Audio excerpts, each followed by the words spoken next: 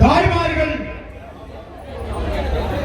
தலைமுறைகளே அண்ணன் எழுச்சி தமிழர் சொன்ன போல கையை தொடங்கி இருப்பவர் சாதாரண சாமானியர் அல்ல, ஒரு மிகப்பெரிய திரை ஆளுமை.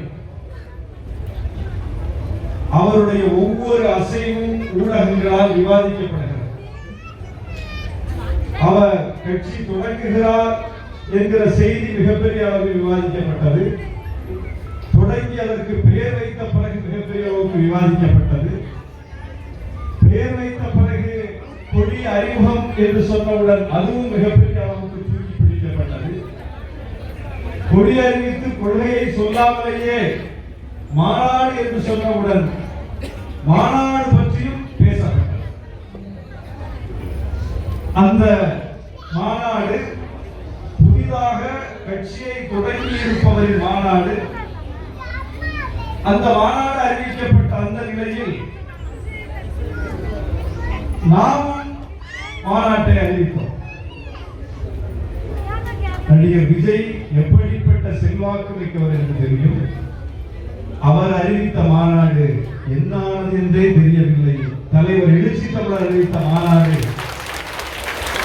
ஒட்டுமொத்த இந்திய அரசியலையே இன்றைக்கு பேசுபொருளாக்கி, தமிழ்நாட்டின் அரசியலையே தலைகீழாக புரட்டி இருக்கிறது. ஒரே ஒரு மாநாடு தான், மாநாட்டுக்கான அறிவிப்பு.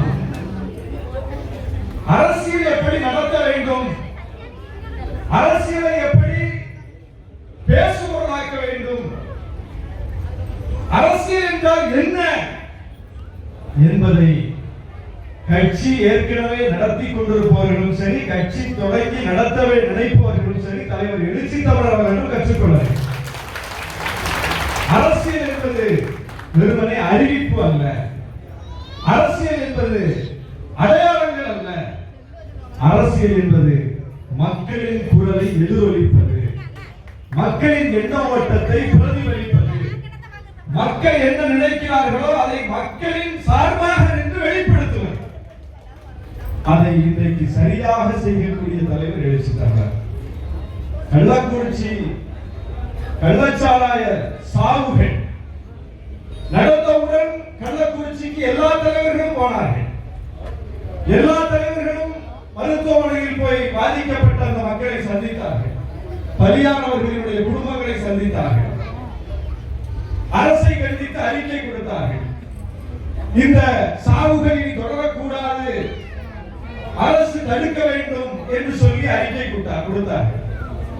திமுக அரசின் மீது விமர்சனங்களை வைத்தார்கள். அதோடு அந்த இடத்தை விட்டு எல்லோரும் நகர்ந்து விட்டார்கள், அடுத்த பிரச்சனைக்கு போய்விட்டார்கள். ஆனால் நம்முடைய தலைவர் எழுச்சி தமிழரும் கள்ளக்குறிச்சிக்கு போனார். பாதிக்கப்பட்ட ஒவ்வொரு குடும்பங்களையும் சந்தித்தார். 2 நாட்களுக்கு மேல் அங்கேயே முகாமிட்டிருந்தார். ஏற்கனவே அவர் திட்டமிட்டிருந்த அத்தனை நிகழ்ச்சிகளையும் ரத்து செய்தார். ரத்து செய்துவிட்டு ஒத்தி வைத்துவிட்டு முகாமிட்டு அங்கேயே தங்கி பாதிக்கப்பட்ட ஒவ்வொரு குடும்பத்தையும் சந்தித்து அவர்களின் கருத்து என்ன, அவர்களின் குமுறல் என்ன என்பதை கேட்டு தெரிந்து கொண்டார். கேட்டு தெரிந்து கொண்டவர் நேராக வந்து சென்னையில் வள்ளுவர் கூட்டத்தில் மிகப்பெரிய ஆர்ப்பாட்டத்தை நடத்தினார். மக்களின் குமுறலை கேட்டு அதை வெளிப்படுத்தக்கூடியவர் தான் ஒரு தலைவர், அதை வெளிப்படுத்தக்கூடிய இயக்கம் தான் ஒரு மக்கள் இயக்கம். வள்ளுவர் கூட்டத்தில் ஆர்ப்பாட்டம். அந்த ஆர்ப்பாட்டத்தில் சொன்னார், மது மற்றும் போதையின் தீமை இன்றைக்கு மிக கொடூரமாக இருக்கிறது. ஒரு காலம் இருந்தது, நாங்கள் எல்லாம் படித்துக் கொண்டிருந்த காலம் 20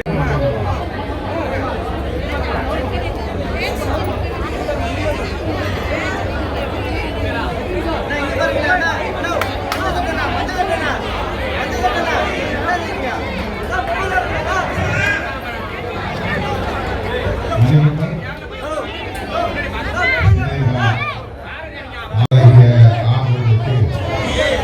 அணி உங்கள் அனைவருக்கும் என்னுடைய பணிவார்ந்த வணக்கத்தை தெரிவித்துக் கொள்கிறேன். உங்களுக்கு தஞ்சை, திருவாரூர், நாகை மாவட்டங்களிலிருந்து ரொம்ப சொற்பமாகத்தான் வந்து கலந்து கொள்கிறார்கள். எல்லா பொறுப்பாளர்களும் நடுவர்கள்.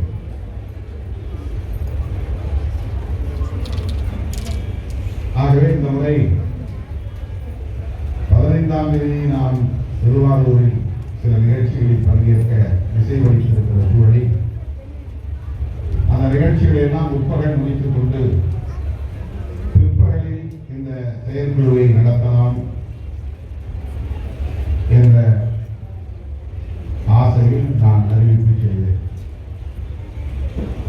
அதன்படி இன்றைக்கு அரங்கம் நிறைந்து ஏராளமானவர்கள் இந்த செயற்குழுவை பங்கேற்று சிறப்பித்துக் கொண்டிருக்கிறார்கள். அதில் பாதிக்கு மேல் பெண்கள் வந்திருக்கிறீர்கள் என்பது மகிழ்ச்சி இருக்கிறது.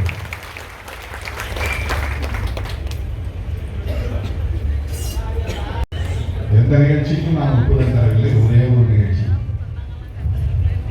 அதற்கும் நான் இசை தரவில்லை. அவன் நடித்து விட்டார், அச்சடித்து விட்டார். கட்டாயம் வந்துதான் ஆகணும்னு கூட இருக்கிற சுற்றம் கட்டாயம் வந்தாக வேண்டும் என்று பெயரை போட்டு அச்சிட்டு வந்தையாக வேண்டும் என்று சரி போய் கலந்து கொள்ளலாம் என்று இருந்தோம். திருச்சியிலே ஒரு நிகழ்ச்சியை முடித்துவிட்டு நான் வடவாசல் பகுதிக்குள்ளே நுழைந்ததிலிருந்து திருவாரூர் வந்து சேர்கிற வரை ஒரு நொடி கூட ஓய்வில்லை. ஒன்று இல்லை, 2 நிகழ்ச்சி 3 நிகழ்ச்சி கூட வரும்போது அந்த பொழுது ஆகாச பொழுது ஒருத்த கூட உண்மையை சொன்னேன். அங்கங்க மறிச்சு கொடி ஏற்றுறது, வீடு திறக்கிறது, திறந்த வீட்டை திரும்பி திறக்கிறாங்க. 3 வீடு, ஒரு வீடு தான் நீங்க புதுசா திறந்தது. அப்புறமா 1 வருஷத்துக்கு முன்னாடி திறந்த வீடு, 6 மாசத்துக்கு முன்னாடி திறந்த வீடு, புதுசா இப்ப கட் பண்ணி நாங்கள் இழுத்தடிச்சு அந்த திறப்பு விழா ஏற்றுற கொடி மரத்திலே திரும்ப கொடி ஏற்றுறது,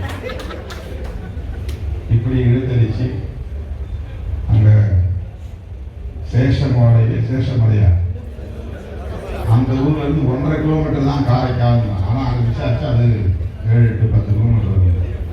அங்க போயிருந்தோம்னா நாங்க வரது ராத்திரி 9 தான் ஆயிடும். அதுல இடையில மாவட்ட செயலாளர் கட்டாயம் வந்து திருவாங்கியம் வந்தே ஆகணும்னு ஆளை விட்டு மதிக்கிறாங்க. அங்க போயிருந்தா இங்க வந்து சேர்ந்து இப்பதான் வந்துருக்காங்க. மாவட்ட பொறுப்பாளர்கள் இதெல்லாம் வந்து நேரம், தூரம், எந்த நிகழ்ச்சிக்கு முக்கியத்துவம் தரணும், இதெல்லாம் கணக்கு பண்றது தான் லீடர். சும்மா இந்த அவன் ஏற்பாட்டுக்கு அவன் 5 நிகழ்ச்சி, நான் ஏன் ஏற்றிக்கு போட்டி நான் 4 நிகழ்ச்சி 3 நிகழ்ச்சி. இது வந்து மாவட்ட செயலாளருடைய பண்பு இல்லை. ஒரு நிகழ்ச்சியில் 4 மணிக்கு தொடரணும், 5 மணிக்கு தொடரணும். 5 மணிக்கு வேணா 5:30 அதை பற்றி நான் கவலைப்பட மாட்டேன். எனக்குன்னு ஒரு ஏற்பாடு நான் பண்ணிட்டேன். அந்த ஊர் இங்கே வந்தாலே வந்தபடி வண்டியை விட்டு இறங்கு, ஆலத்தி வைக்கணும், பொட்டு வைக்கணும், பூ வைக்கணும், இப்படியே நேரம் காலந்தாழ்ந்து வர நேரத்தை முதலில் என்னுடைய வருத்தத்தை தெரிவித்துக் கொள்கிறேன். பொறுத்திருக்க வேண்டும் என கேட்டுக்கொள்கிறேன். இப்படிப்பட்ட தளபதிகளை வைத்துக் கொண்டு நான் இதையெல்லாம் சந்தித்துதான் ஆக வேண்டும் என்று வெளியிட்டேன். இப்படி இந்த நிகழ்ச்சி முடிச்சது பிறகு வந்துதான் அவனோட கும்பகோணம் நிகழ்ச்சி போட்டிருந்தோம். வந்துதான் ஒருத்தன் காரைக்கால் பக்கம் போய் ஆகணும். இவங்க மாவட்டம் வந்து ஸ்ரீவாஞ்சி வந்து தான் போகணும். அதுக்கப்புறம் நீ எக்கேடு கேட்டால் எனக்கு என்ன, நீ தூங்கலனா என்ன, உனக்கு உடம்பு வலிச்சா என்ன, வலிக்கலனா என்ன, நான் ஏற்பாடு பண்ணிட்டா வந்துருவோம். 1 மணி ஆனால் உலகத்துல எந்த கட்சி தலைவருக்கு இந்த கொடுமை இல்லை. இந்த நிகழ்ச்சிக்கு இவ்வளவு காலத்தாடா வந்துருக்கோம். ஏன்னா பெண்கள் நிறைய வந்திருக்காங்க, எல்லாம் வீடு திரும்பணும். அதான் எனக்கு படைக்குது. அவங்க எல்லாம் பாதுகாப்பா வீடு திரும்பணும். 8 மணிக்கே முடிச்சிட்டோம்னா வீடு போய் சேர்றதுக்கு ஓரளவுக்கு ஏதுவா. நிறைய பேசணும்னு ஆசை, முடியல. மணி 9 ஆயிடுச்சு. ஏன்னா அவ்வளவு உணர்வுபூர்வமான ஒரு பிரச்சனையை நாம் கை வச்சிருக்கோம். இது எதுவும் சாதாரணமா நம்ம வந்து எல்லா மாநாடும் கூட இந்த மாநாட்டை நடத்துறதுன்னு நினைச்சக்கூடாது. எல்லாரும் வேண்டாம்பாங்க, ஆனா யாரும் அதை வந்து நடைமுறைப்படுத்த விரும்ப மாட்டாங்க. மது வேண்டாம்பாங்க, ஆனா மதுவை ஒழிக்காம பார்த்துக்கிறதுக்கு எல்லா முயற்சியும் அது நடக்கும். இந்தியா முழுக்க நான் சொல்றேன், தமிழ்நாடு மட்டும் இல்லை. எந்த கட்சியை கேட்டாலும் ஆமா மது தப்பு தான், மதுவை ஒழிக்கணும். ஒரு கட்சி கூட மது இருப்பதால் என்ன தப்பு, மது கடைகள் திறந்து வைப்பதால் என்ன தப்பு என்று சொல்லவே வாய்ப்பில்லை. எல்லா கட்சிகளும் மது வேண்டாம், போதைப் பொருள் வேண்டாம், மது விலக்கு தேவை. ஆனா இந்தியா பூரா கடைகள் திறந்து மது ஆலைகள் இயங்கும். இதுதான் நாம் முன்வைக்கிற கேள்வி. எல்லா கட்சிகளும் மது விலக்கிலே உடன்படுகிற போது ஏன் மதுக்கடைகள் திறந்திருக்கின்றன? எல்லாம் ஒன்னா சேர்ந்து ஒருமித்த முடிவை எடுத்தால் ஒரு நாளில் எல்லாவற்றையும் முடிவிட முடியும்.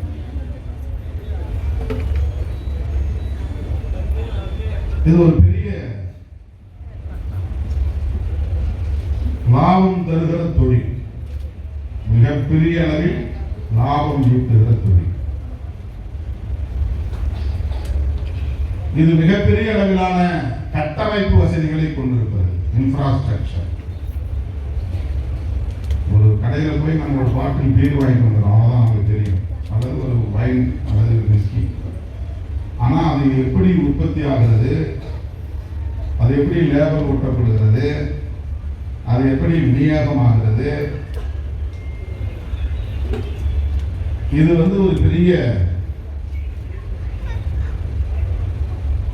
மிகப்பெரிய பின்னணியை கொண்டிருக்கிறது. ஒரு கடையை மூடணும் அப்படிங்கிறது அல்ல, ஒரு கடையை மூடினா மது ஆலைகள் அனைத்தையும் மூடியாக வேண்டும். ஒரு மது ஆலைன்னா ஆயிரக்கணக்கான தொழிலாளர்கள் அதில் வேலை செய்வாங்க. அந்த மது ஆலையில் பல நூற்றுக்கணக்கான ஏக்கர் அளவுக்கு பிளான்ட் இருக்கும், அதுக்கான ஏற்பாடுகள் செய்திருப்பாங்க, ஆலை நிர்மாணித்திருப்பாங்க, அவ்வளவு இன்வெஸ்ட்மெண்ட் முதலீடு போட்டிருப்பாங்க. மதுவை உற்பத்தி செய்த பிறகு அது பாட்டில் அடைக்கணும், பாட்டில் உற்பத்தி அது தனி, அது ஒரு பெரிய இண்டஸ்ட்ரி. பாட்டில் ஊத்துற மதுவுக்கு லேபல் ஊட்டணும், அந்த லேபல் இண்டஸ்ட்ரி தனி. அதையெல்லாம் பேக்கிங் பண்ணணும், பார்சலா பெரிய பெரிய அட்டை பெட்டிகள்ல அதை அடைச்சி அந்த அந்த அந்த பேக்கிங், அதுக்கு உற்பத்தி தனி, அது ஒரு பெரிய இண்டஸ்ட்ரி. அட்டை பெட்டிகள் அல்லது பிளாஸ்டிக் கேசஸ், அது தனி இண்டஸ்ட்ரி, அது ஒரு பெரிய இன்ஃப்ராஸ்ட்ரக்சர். அதுல ஆயிரக்கணக்கான லட்சக்கணக்கான தொழிலாளர்கள் வேலை செய்வாங்க. இதெல்லாம் ஹோல்சேல்ல வாங்குறவங்க ஒருத்தர் இருப்பான், அதையெல்லாம் அப்புறம் ரீட்டைல் பண்றவன் தனியா இருப்பான். இதெல்லாம் கொண்டு போய் ஒவ்வொரு கடையிலையும் கொண்டு போய் ஒப்படைக்கிறவன் தனியா இருப்பான். இதுல ஆயிரக்கணக்கான பேர். அவ்வளவு பெரிய பறந்து விரிந்த தொழில். டாஸ்மாகை மூடுவது என்பது அவ்வளவு சுலபமான காரியம் இல்லை, நமக்கு தெரியும்.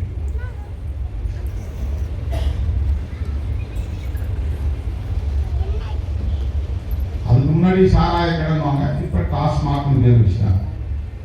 தமிழ்நாடு மாநில வாணிப கழகம் தமிழ். நம்மளும் கூட அதை டாஸ்மாக் வாங்க, மார்க் இல்லை. ஏன்னா இதுக்கு முன்னாடி இந்த மார்க்குங்கிற பேர்ல சாராயம் வந்து அதை சொல்லி சொல்லி பழகி போச்சு. அதுக்கு முன்னாடி சாராய கடையெல்லாம் கெடா மார்க் சாராயம் விற்பாங்க.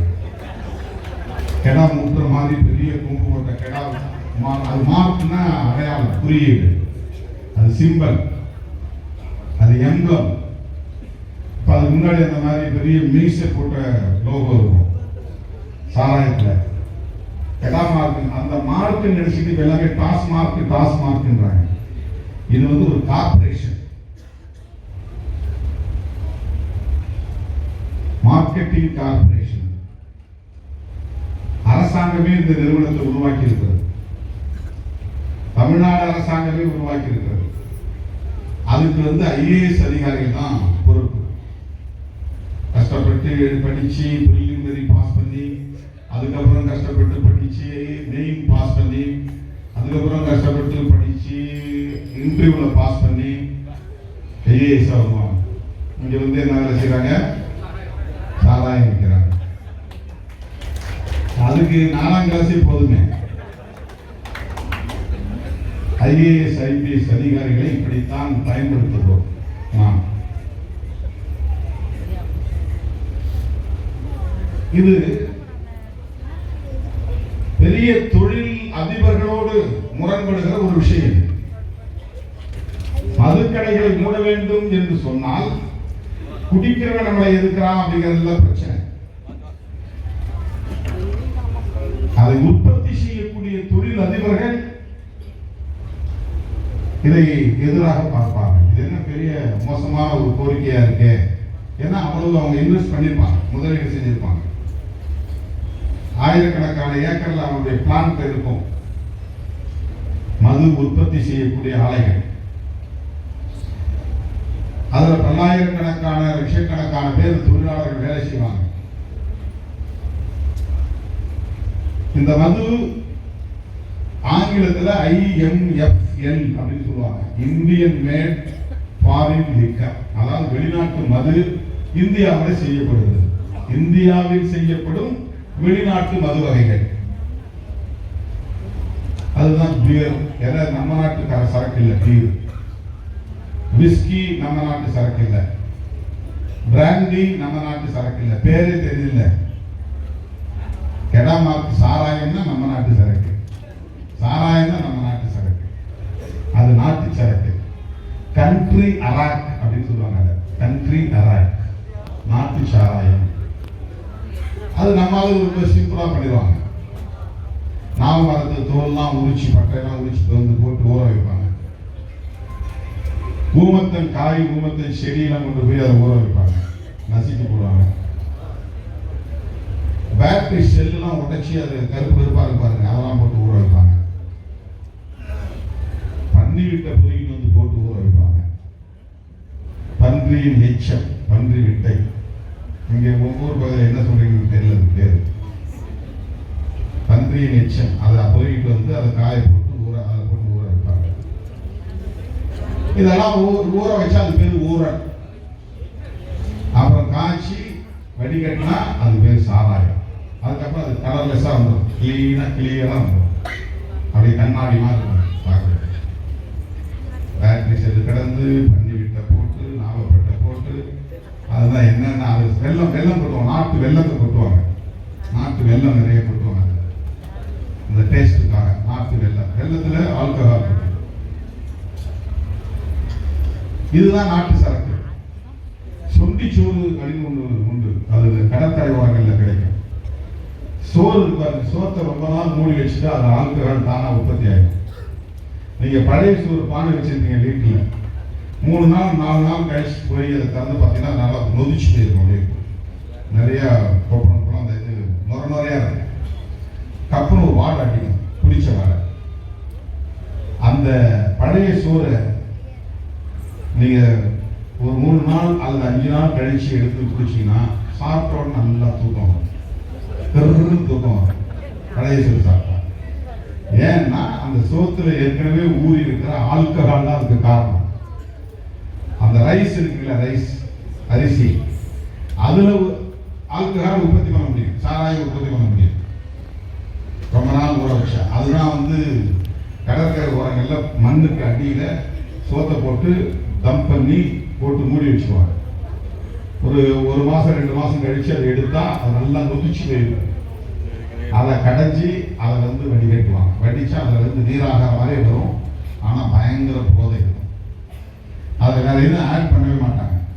அந்த அரிசியிலேயே ஆல்கஹால், அதுக்கு பேர் வந்து செல்ஃப் ஜெனரேட்டட் ஆல்கஹால், தன்னுற்பத்தி ஆல்கஹால், தன்னுற்பத்தி சாராயம். இதெல்லாம் நாட்டு சரக்கு. வெளிநாட்டு மது வகைகள்லாம் ஈத்தைல் ஆல்கஹால், ஆல்கஹால் வந்து ஸ்பிரிட்ல இருந்து எடுக்கிறாங்க. ஸ்பிரிட் எதுல இருந்து எடுக்கிறாங்க அப்படின்னா மொலாசஸ்ல இருந்து எடுக்கிறாங்க. மொலாசஸ் என்னன்னா கரும்பு பால் தான் மொலாசஸ்.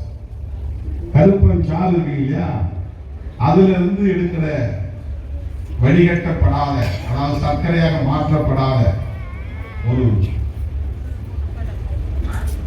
பொருள் மொலாசஸ்.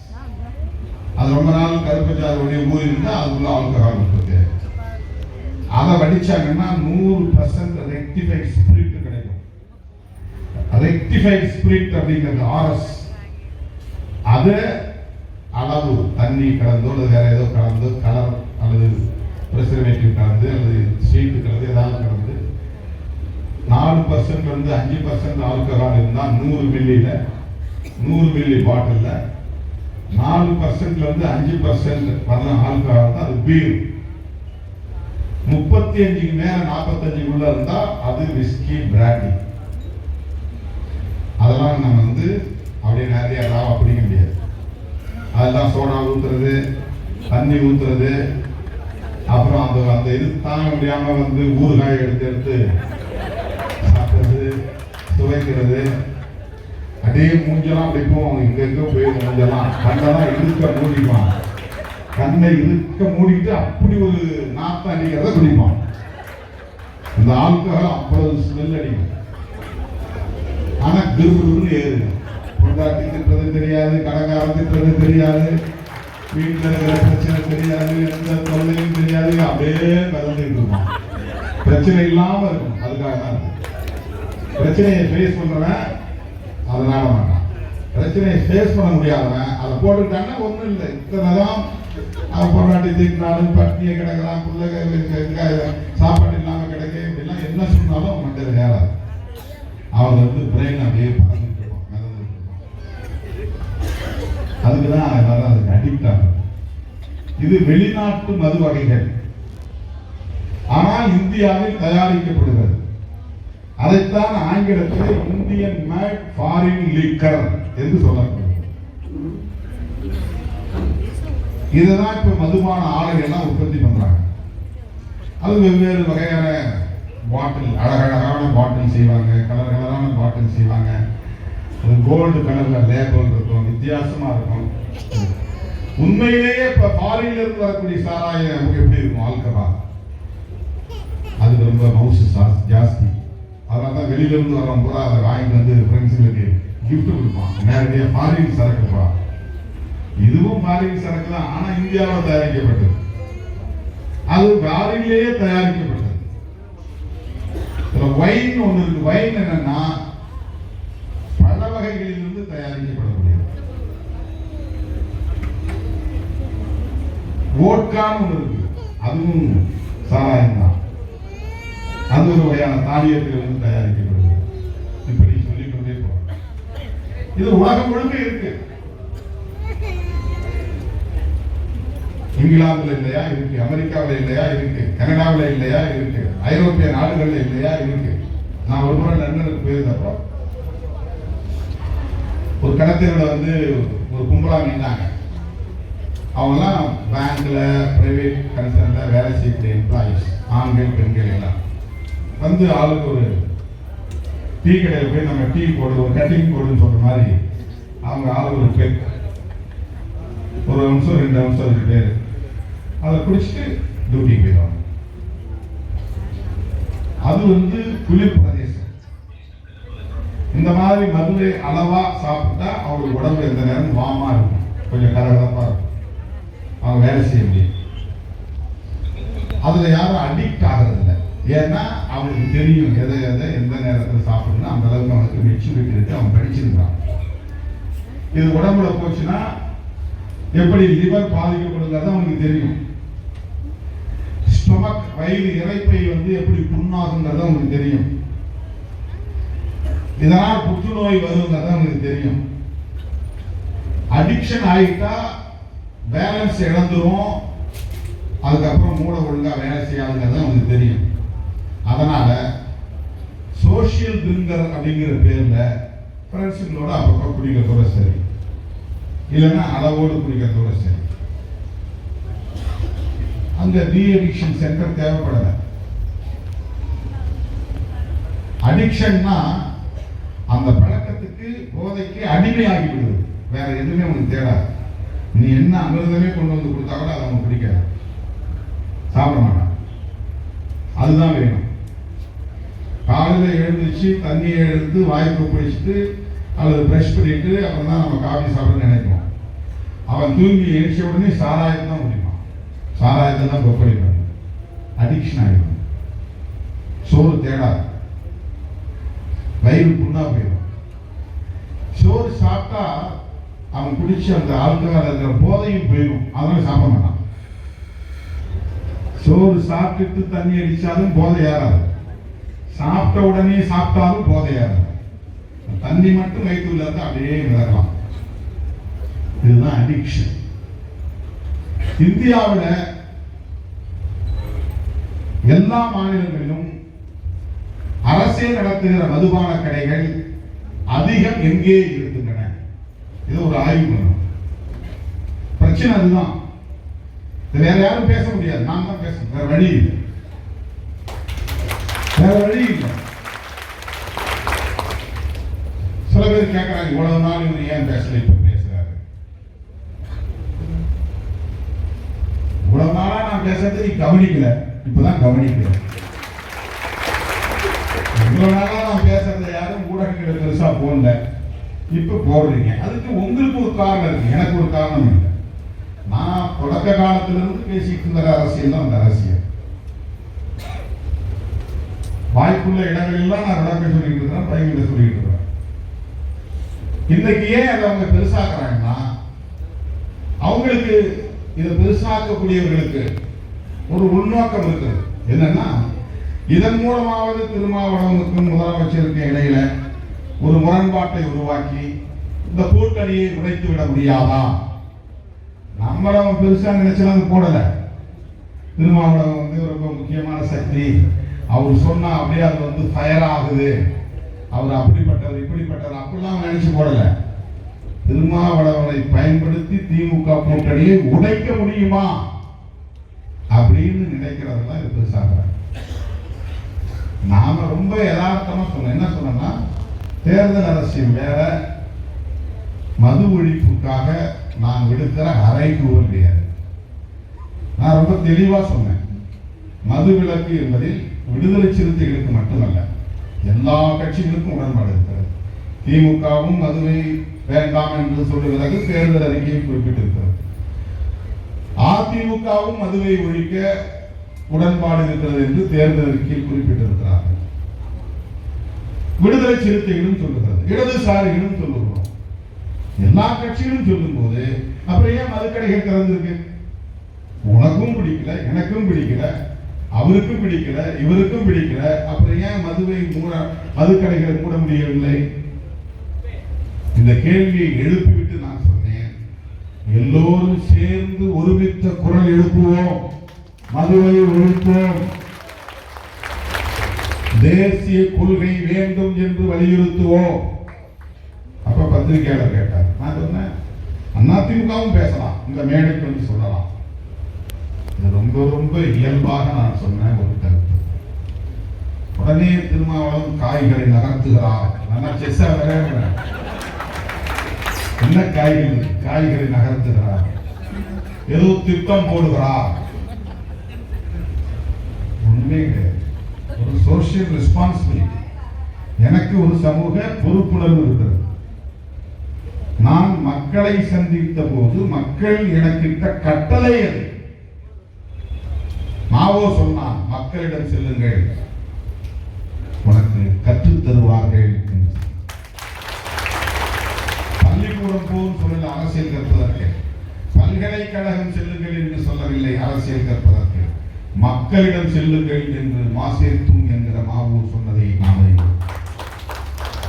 நான் கள்ளக்குறிச்சிக்கு போனேன். 2 நாள் இருந்தேன்.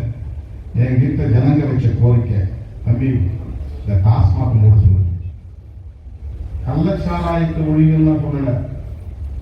எங்க ஊர்ல கள்ளச்சாராயம் வித்துக்கிட்டு இருந்தான், அவனுக்கு வந்து இந்த அரசியல்வாதி துணையா இருந்தாரு, இந்த போலீஸ்காரர் துணையா இருந்தாரு, அவங்களை கைது பண்ணுங்கன்னா சொல்லல. சாதாரண மக்கள்கிட்ட இயல்பாக வந்து விழுந்த கோரிக்கை, டாஸ்மாக் மூட சொல்லுங்க தம்பி, நீங்க எல்லாம் கேட்க மாட்டீங்களா?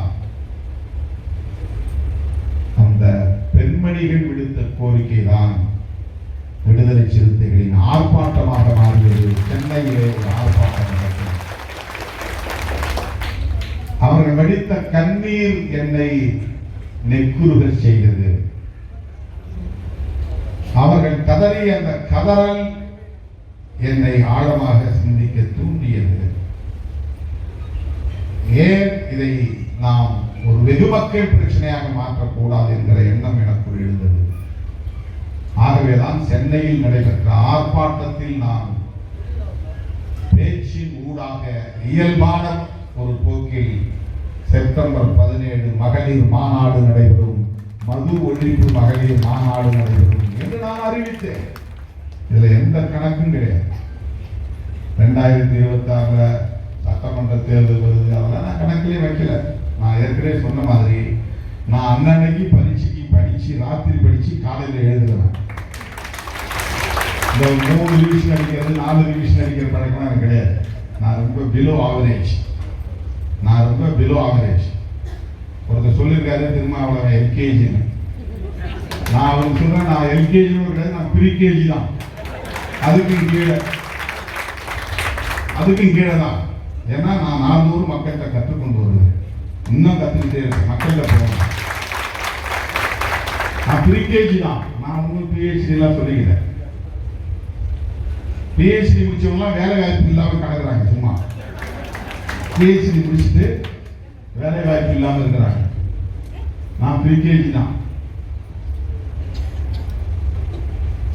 மக்கள் கண்ணீர் மல்க விடுத்த கோரிக்கை அது. சின்ன கட்சி, அந்த குடும்பத்துக்கு தலா 10,000 கொடுத்திருந்தோம். அரசாங்கம் 10 லட்சம் கொடுத்துச்சு. விடுதலை சிறுத்தைகள் கட்சியின் சார்பில் 69 குடும்பத்திற்கு தலா 10,000 கொடுத்தோம். கள்ளக்குறிச்சியில் இறந்தவங்களுக்கு 10,000 கொடுக்கும்போது மரக்காணத்தில் இறந்தவங்களுக்கு கொடுக்கணும்னு நான் மரக்காணத்துக்கு போன 10ஆம் தேதி. அது 1.5 வருஷத்துக்கு முன்னால் நடந்தது. 14 பேர் அந்த ஊரை சார்ந்தவங்க. 8 பேர் எந்த ஊருன்னு தெரியல. 22 பேர் செத்தாங்க. 4 பேர் தலித், 10 பேர் மீனவர்கள். இந்த மீனவர்களை குடியிருப்புக்கே போனோம். நிறைய பேர் சொன்னாங்க, மீனவர் குடியிருப்பு போனீங்கன்னா 5 மணிக்கு மேல எல்லாம் தண்ணியை போட்டு தகராறு பண்ணாங்க, பிரச்சனை வந்துடுவாங்க, போக வேண்டாம். நம்ம உழைக்கிற ஜனம், அவங்கள்ட்ட போய் நம்ம என்ன பேச போறோம்? அப்படியே குடிச்சிட்டு வந்தா கூட வரட்டும், அவங்கள்ட்ட நாம வந்து பேசுவோம் அப்படின்னு நான் அந்த கூட்டத்தை மீனவர் குடியிருப்பு தான் போட சொன்னேன். நிஜமாவே அதே மாதிரி ஒரு ஆள் குடிச்சிட்டு ஒரே ஒரு ஆள் திரும்ப எகிரி மேடைக்கு வந்தார். ஏதோ சத்தம் போட்டுட்டு இருந்தார். போலீஸ் குடிச்சு போனாங்க, அவங்க விட்டுருவாங்க, அப்புறம் வருவார். அந்த கூட்டம் முடியறதுக்கு ஒரு 4-5 முறை அவர் வந்துட்டார். வந்து சத்தம் போட்டு போனார். அந்த பெண்மணிகள் பேசுகிற போது சொன்னார்கள், இந்த 10 பேர் செத்ததுதான் உங்களுக்கு தெரியும். இந்த ஊர்ல, இந்த பகுதியில 300 பேர் விதவைகளாக இருக்கிறார்கள், கைப்பெண்களாக இருக்கிறார்கள். தூக்கி வாரி போட்டுச்சு. 10 லட்சம் ரூபாய் அரசாங்கம் கொடுத்துச்சு. இந்த பணம் அப்படியே வச்சிருக்கிறேன், வேணா கவர்மெண்ட் நான் கொடுத்துறேன் திருப்பி. அந்த பணத்தை வச்சு நான் என்ன பண்ண? அந்த பணத்தால என்னால பூ வாங்க முடியுமா, பொட்டு வாங்க முடியுமா என்று கேட்டான். புருஷன் செத்து போயிட்டாதான் இங்க பூ வைக்க முடியாது, பொட்டு வைக்க முடியாத நம்ம சமூகத்துல. அந்த பணத்தை எடுத்து நான் என்ன பூ வாங்க முடியுமா, பொட்டு வாங்க முடியுமா கேட்கிறாங்க. அம்மா அவன் என்ன பதில் சொல்ல முடியும்? இதுபோல் இந்தியாவில் உள்ள எல்லா கிராமங்களிலும் மது பழக்கத்திற்கு அடிமையாகி இளம் வயதிலேயே காலமாகி விடுகின்றனர். 2 புள்ள 3 புள்ள குழந்தையை கொடுத்துட்டு பெண்டாட்டி தலையில சுமத்திட்டு அவங்க போய் சேர்ந்தவன். அதன் பிறகு அந்த பிள்ளைகளை காப்பாற்றி கரையேற்றுகிற பெரும் சுமை தாய்மார்களின் தோள்களில் விழுந்துவிடுகிறது. அது மட்டும் கிடையாது, அதுக்கு பிறகு அந்த பெண்மணி சாகுற வரையில் பயந்து பயந்து பயந்து ஊருக்கு பயந்து பயந்து வாழ வேண்டும். அடாத பழிகள் வந்து சேரும், அவதூறுகள் பரவும். யாராவது ஒருத்தரோட பேசிட்டுன்னா போதும், கண்ணு காது மூக்கு வைத்து விடுவார்கள். ஏதாவது உதவி கேட்டு போனால் போதும், அந்த பெண்மணி சுதந்திரமாக இருக்க முடியாது. அவ்வளவு கொடுமைகளை இந்த சமூகத்தின் பெண்மணிகள், கணவனை இழந்த பெண்மணிகள் சந்திக்கக்கூடிய அவ்வளவு இந்த சமூகத்தில் இருக்கிறது. ஈழ மண்ணில் 1 லட்சம் பேர் விதவைகள் இருக்கிறார்கள் என்ற ஒரு புள்ளி விவரத்தை படித்த போது நான் அதிர்ச்சி அடைந்தேன். அந்த 1 லட்சம் தாய்மார்களின் கணவன்மார்கள் சிங்கள பௌத்த பேரினவாதத்தை எதிர்த்து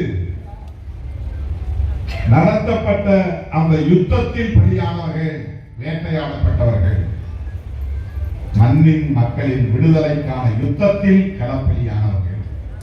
ஆனால் தமிழ்நாட்டில், இந்தியாவில் சாராயம் குடித்து இறந்தவர்களின் எண்ணிக்கை லட்சக்கணக்கில். அதனால் இளம் வயதிலேயே பெண்மணிகள் விதவைகளாக இருக்கிறார்கள். ஒரு பெண்ணு வந்து சொல்லுது, எனக்கு 28 வயசு, 2 பிள்ளைங்க, நான் என்ன பண்ண போறேன், என் பிள்ளைகளை எப்படி படிக்க வைக்க போறேன், கதறா. எவ்வளவு பெரிய முக்கியமான பிரச்சனை. இதை பேசாம, தாய்மார்களின் கண்ணீரை பற்றி பேசாமல், அந்த கண்ணீரை துடைப்பதற்கு என்ன வழி என்று பேசாமல், திருமாவளவன் விடுத்த கோரிக்கையில் உள்ள நியாயத்தை பேசாமல், அந்த நியாயத்திற்கு துணையாக இருக்க வேண்டும் என்று முன்வராமல், எல்லோரும் சேர்ந்து திருமாவளவனை போல் குரல் கொடுப்போம் என்று களத்திற்கு வராமல் கணக்கு போடுறார் திருமாவளவன் கதை கட்டி விடுகிறார். எண்ணெய் கொச்சைப்படுத்துவது அல்ல, கண்ணீர் சிந்தும் தாய்மார்களின் உணர்வுகளை கொச்சைப்படுத்துவது. தேர்தலில் வந்து ஒரு கூட்டணியில் இருக்கிறது அல்லது வெளியேறது அது சுதந்திரமான ஒன்று. அது என்ன நம்ம வந்து இப்படி அப்படி காய்களை நகர்த்தி சூதாட்டம் ஆடிதான் முடிவெடுக்கணும் அப்படிலாம் ஒன்றும் கிடையாது. நம்முடைய எதிர்காலத்தை கருத்தில் கொண்டு, நம் கட்சியின் நலனை கருத்தில் கொண்டு நாம் எடுக்கிற முடிவு சுதந்திரமான முடிவு. ஒரு அணியிலே இருக்கலாம் அல்லது வெளியேறலாம், இதற்கு எந்த கட்டுப்பாடும் கிடையாது. அதே போல அந்த அணியை தலைமை தாங்கக்கூடிய பெரிய கட்சிகள் ஒரு கட்சியை கூட்டணியில் வைத்துக் கொள்ளவும் அல்லது வேண்டாம் என்று சொல்லவும் அவர்களுக்கு சுதந்திரம் இருக்கிறது, உரிமை இருக்கிறது. இதில் என்ன ஒளிச்சி மறைச்சி சூது சூழ்ச்சி அதெல்லாம் தேவையில்லை. இது 100 விழுக்காடு தூய்மையான நோக்கத்தை கொண்ட ஒரு மாநாடு. அதனால்தான் நான் சொன்னேன், கட்சி கடந்து, அரசியல் கடந்து, சாதி மதம் ஆகியவற்றை கடந்து எல்லோரும் ஒருங்கிணைந்து ஒருமித்த குரலில் இதை பேச வேண்டிய தேவை இருக்கிறது. 2 கோரிக்கை. 1, தமிழ்நாட்டில் படிப்படியாக டாஸ்மாக் மூட வேண்டும். டாஸ்மாக் கார்பரேஷனே இருக்கக்கூடாது. கடைகளை மூடனா கார்பரேஷன் இருக்காது. 2வது, அகில இந்திய அளவில் மதுவிலக்கு தேசிய கொள்கை வரையறுக்கப்பட வேண்டும். அதன் அடிப்படையில் ஒரு சட்டம் இயற்றப்பட வேண்டும்.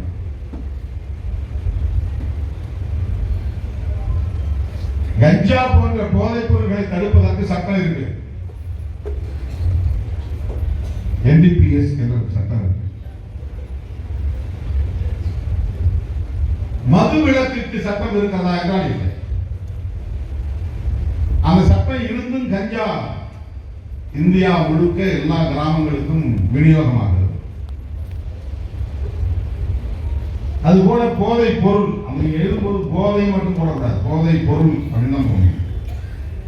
ஏன்னா மதுவிலி போதை இருக்கு, அதனால மது போதை ஒழிப்பு அப்படி இல்லை, மது மற்றும் போதை பொருள் ஒழிப்பு. லிக்கர் அண்ட் ட்ரக்ஸ், மருந்து, ஊசி மருந்து இருப்பாங்க, அதே நிறைய பேர் போதைக்கு பயன்படுத்துறாங்க. மெத்தடின் ஒரு ஊசி இருக்கு, அதை வந்து போதைக்கு போட்டுக்கிட்டு நிறைய பேர் அப்படியே ஒரு சொர்க்கத்தில் மிதந்து கொண்டிருப்பாங்க. இப்போ கஞ்சா சாக்லேட் வந்துருச்சு, அது கூட போட்டு சுவைக்கணும். சுவைச்சா வாய் அசைறது தெரியும். வாய் அசையாமல் இருக்கிறது ஸ்டிக்கர் கண்டுபிடிச்சாங்க. ஸ்டிக்கர் பொட்டு மாதிரி, ஸ்டிக்கர் ஆல்கஹால், ஸ்டிக்கர் கஞ்சா. அதை நாக்கில் ஒட்டிக்கிட்டு நீ பாட்டு உட்காந்துக்கலாம், அப்படியே வாய முடியும். அப்படியே போதை ஏறிட்டே இருக்கு, திருன்னு ஏறும். இல்லை நமக்கு கிடைக்கலன்னு நினைக்கிறீங்களா? இதெல்லாம் இவனுக்கு எப்படி தெரிஞ்சதுன்னு நினைக்கிறீங்களா? இதெல்லாம் சொல்றதை கேட்டுதான் சொல்றோம். ஸ்டிக்கர் ஆல்கஹால் வந்து ஸ்டிக்கர்ல வந்துச்சு, கஞ்சா வந்து ஸ்டிக்கர்ல வந்துச்சு. பல வடிவத்தை கொண்டு வந்தாங்க. ஸ்கூல் கோயிங் கேர்ள்ஸ், பள்ளிக்கூடத்துக்கு போற சின்ன பிள்ளைகள்.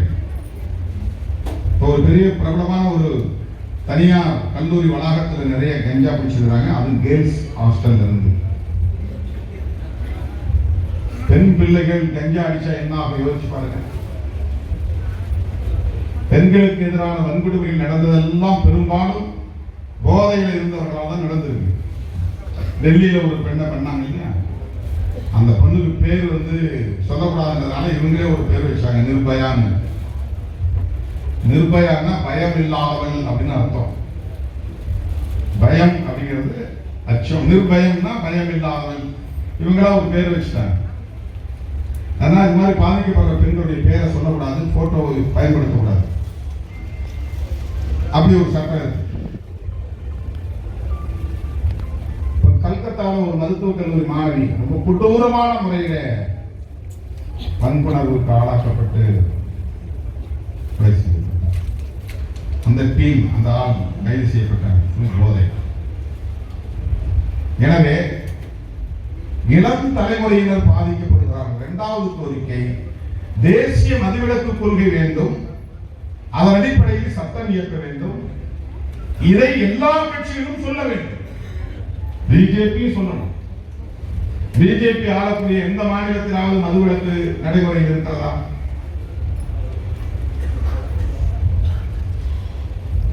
மாநில அரசு உத்தரப்பிரதேசத்தில் யோகி ஆதித்யநாத் முதலமைச்சர். இவங்க வந்து ஆன்மீகம் பேசுறவங்க,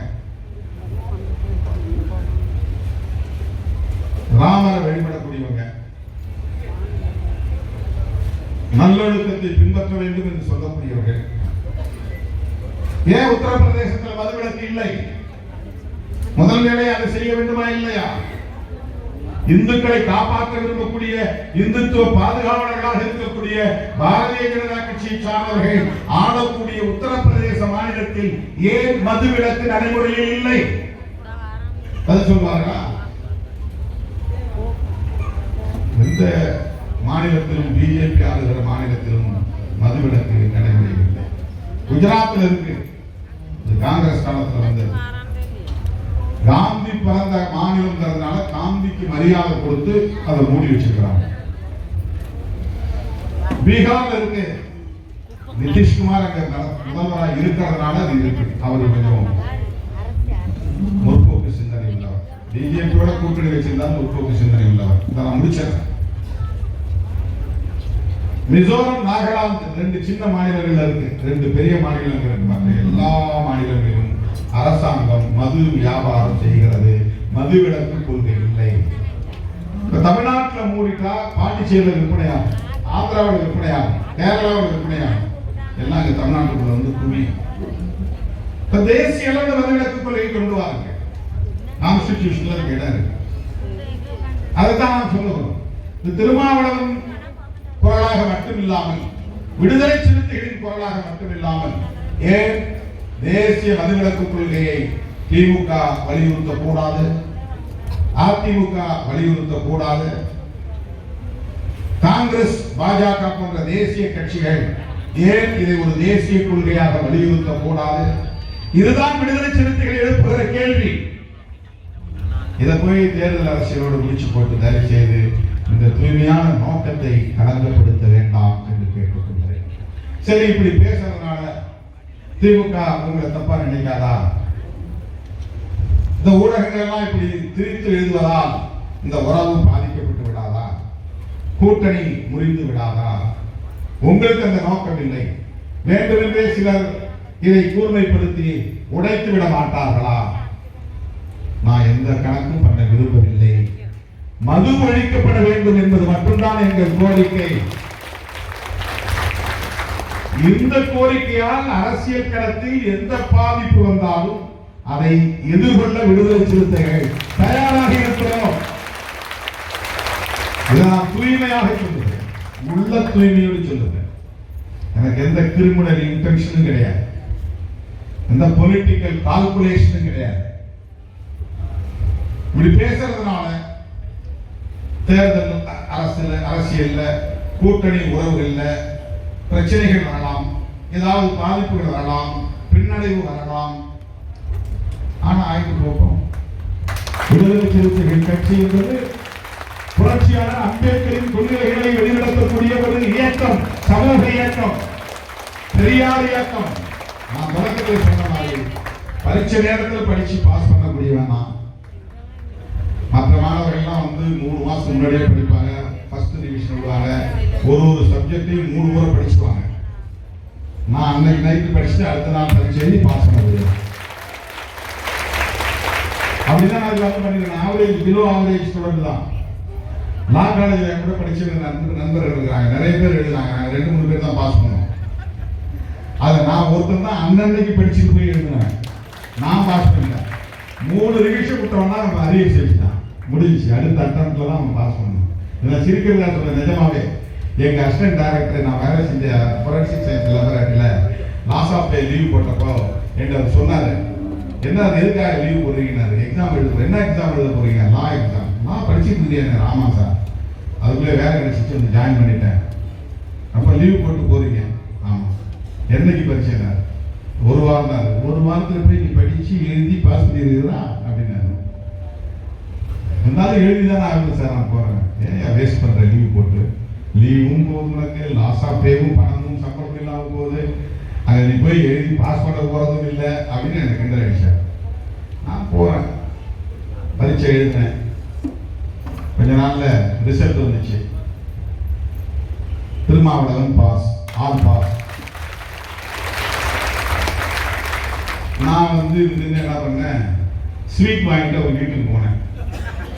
அவர் வீட்டில் ஒரு 3வது மாடியில் ஒரு வீடு. அவர் ஒரு நாய் வளர்க்கறது எனக்கு தெரியல.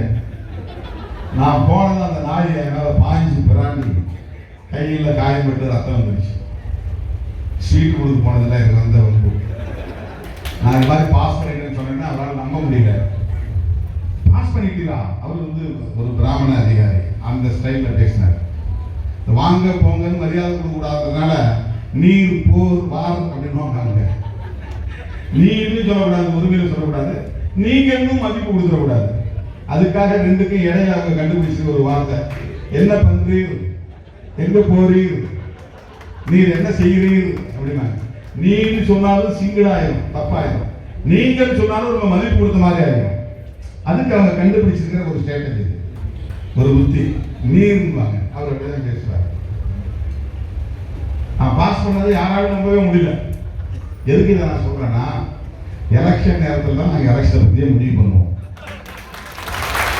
பரீட்சை நேரத்தில் தான் நாங்கள் படிப்போங்கிற மாதிரி எலெக்ஷன் நேரத்தில் தான் எலெக்ஷனை பற்றியே முடிவு பண்ணுவோம். அதை பற்றி எங்களுக்கு இன்னும் பெருசாக ப்ரிப்பரேஷன்லாம் கிடையாது. ஏன்னா நாங்கள் நாளைக்கே ஆட்சியை முடிக்க போகிறோமா, நாட்டை ஆள போகிறோமா, ஏதோ நாங்கள் ஒரு சிங்கிள் நம்பர்லையோ அல்லது டபுள் டிஜிட் நம்பர்லையோ எலெக்ஷன் நிற்க போகிறோம். ஜெயிச்சு நாங்கள் என்ன பண்ண போகிறோம்? ஜெயிச்சாலும் ஒன்று தான், ஜெயிக்கிறனாலும் ஒன்று தான். அதில் ஒன்றும் பெரிய மாற்றத்தை ஏற்படுத்த போகிறதில்லை. என்ன ஒரு கெத்து, நாங்களும் ஒரு கட்சியை தொடங்கணும், நாங்கள் ஒரு 4 எம்எல்ஏ வச்சிருக்கிறோம், நாங்கள் 2 எம்பி வச்சிருக்கிறோம், ஒரு ஸ்டேட் பார்ட்டியாக ரெகனைஸ் ஆகிருக்கிறோம். இதெல்லாம் ஜனங்களுக்கு ஒரு நம்பிக்கை ஊட்டக்கூடிய ஒரு வாய்ப்பு, அவ்வளோதான். இதனால உங்களுக்கு பெருசாக ஆக போகிறதில்லை. அதனால எங்களுக்கு எலெக்ஷன் அன்னைக்கு தான் எலெக்ஷனை பற்றியே முடிவு செய்வோம். அண்டர்லைன் த பாயிண்ட், கோடு போட்டு அடிக்கோடு.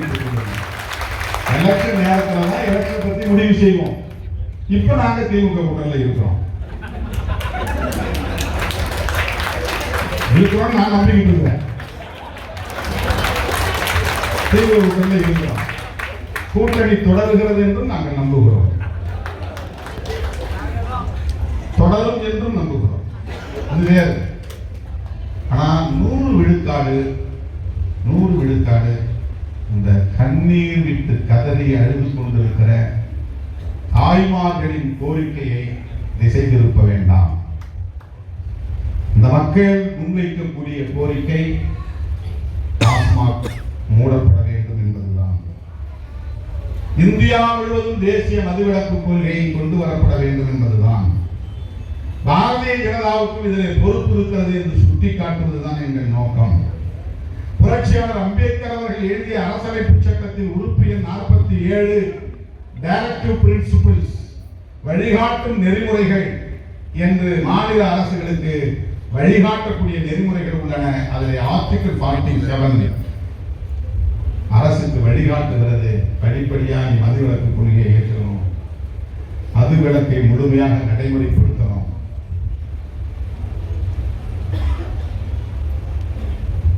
1954 அப்ப இருந்த காங்கிரஸ் கவர்மெண்ட் பண்டித ஜவஹர்லால் நேரு அவர்களின் காலத்தில் இருந்த அரசு ஸ்ரீமன் நாராயணன் என்பவர் தலைமையில் ஒரு கமிஷனை போட்டுச்சு, மதுவிலக்கு ஆலோசனை குழு. அந்த கமிஷன் பரிந்துரை கொடுத்துச்சு. 1955 அறிக்கை கொடுத்துச்சு. 1958 ஏப்ரல் 1ஆம் தேதிக்குள்ள சட்டம் கொண்டு வர வேண்டும் என்று சொல்லியது. நடைமுறைக்கு வரல. இன்றைக்கு அதை விடுதலை சிறுத்தைகள் கட்சி சுட்டிக்காட்ட விரும்புகிறது. அரசியல் கட்சிகளின் தலைவர் பெருமக்களே, எல்லோரும் சேர்ந்து ஒருமித்த குரலாய்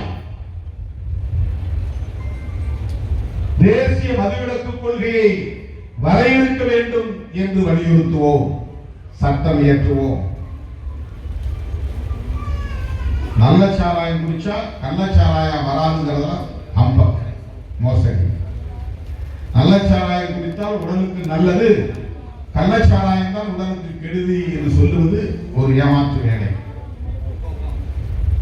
சாராயம் என்றாலே அது நஞ்சுதான், மது என்றாலே அது நஞ்சுதான். அதிலே நல்ல நஞ்சு கெட்ட நஞ்சு என்று ஒன்று கிடையாது. நஞ்சு நஞ்சுதான். எனவே இதை பெண்கள் உரத்து பேச வேண்டும் என்பதற்காகத்தான் மகளிர் மாநாடு. எனதருமை தோழர்களே, டெல்டா மாவட்டங்களில் இருந்து ஏராளமான பெண்கள் இந்த மாநாட்டில் பங்கேற்க வேண்டும் என்று நான் அழைப்பு விடுக்கிறேன். மாவட்டத்துக்கு எத்தனை யூனிஃபார்ம் சாரி வேணுங்கிறத தலைமைக்கு சொல்லிருங்க. அடக்க விலைக்கு உங்களுக்கு அப்படியே தலைமையில் வழங்கப்படும். அந்த சாரியை உடுத்திக்கொண்டு, புடவையை உடுத்திக்கொண்டு நீங்க மாநாட்டுக்கு வர வேண்டும். எல்லாம் நீளம் சிவப்பு நட்சத்திரம் குறித்த சேலை.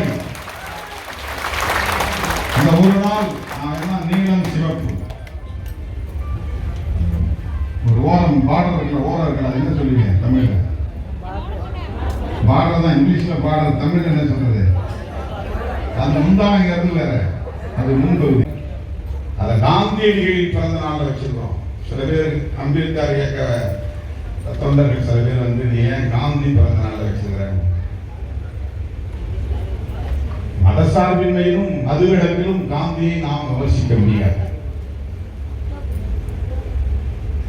நமக்கு பொருத்தமா ஏப்ரல் 14 வைக்கணும்னா நம்ம வச்சுருந்தா ஒரு 8 மாதம் காத்துக்கணும். அதுக்குள்ள எலெக்ஷன் வரும்.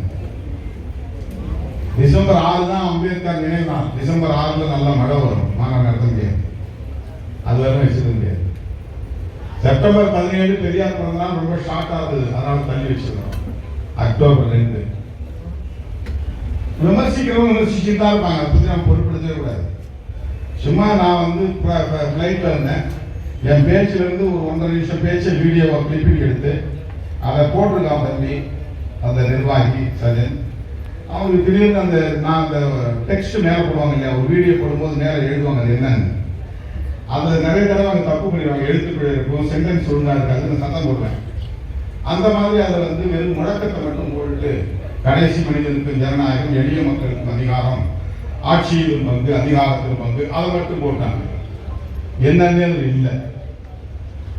ஆனா அந்த கண்டென்ட் என்னன்னா, மூப்பனாரோடு நாம் கூட்டணியில் சேர்ந்த போது விடுதலை சிறுத்தைகள் எழுப்பிய முழக்கம் கடைசி மனிதனுக்கும் ஜனநாயகம், எளிய மக்களுக்கும் அதிகாரம் என்பதாகும். ஆட்சியிலும் பங்கு, அதிகாரத்திலும் பங்கு என்று முழங்கிக் கொண்டுதான் நாங்கள் தேர்தல் அரசியலுக்கே வந்தோம். எளிய மக்களின் உணர்வுகளை பிரதிபலிப்பதுதான் விடுதலை சிறுத்தைகள் கட்சி. இதை நான் மேற்கோள் காட்டி பேசினோம். அதை எடுத்து போடுறவங்க 1999 நாங்கள் இந்த கருத்தை பேசினோம் என்று மறைமலை நகரில் நடைபெற்ற மண்டல சிறப்பு குழுவில் நான் ஆற்றிய உரை அப்படின்னு போட்டுருந்தோம். உரையின் சுருக்கம் அப்படின்னு போடுவோம்.